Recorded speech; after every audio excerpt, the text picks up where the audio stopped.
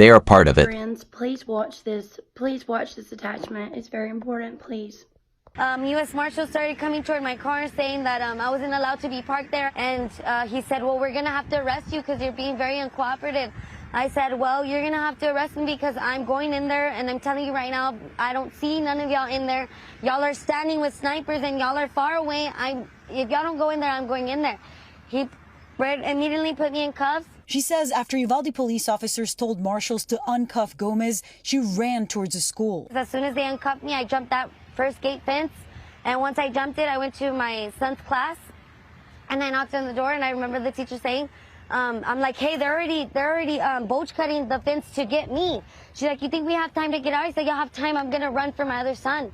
Once she was assured her son was okay, Gomez ran to get her other child, encountering more officers who tried to stop her. So I start yelling and I'm being uncooperative and I'm like, well, y'all aren't doing what are y'all doing? Y'all ain't doing y'all need to be in here. Give me your vest. Somebody give me a vest, something. I started paying attention to how far the shots were being, so that I knew the shooter was all the way still by my first son's class. So when I went to my second son's door, the teacher didn't want to open the door for me.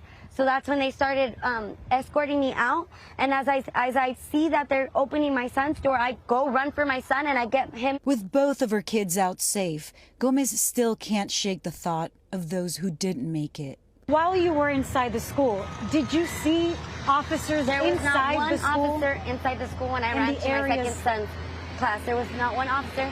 And you were hearing gunshots, so you knew you could hear the it gunshots. was an active shooter. It was still active. The gunshots were still active. They were not in there. There was no one in there. If anything, when I pulled up, my car was closer to the school than where the snipers and everybody that was laying on the ground were. When you heard that it took law enforcement 75 minutes before they went in and stopped the shooter, what was your thinking, having been inside the school yourself?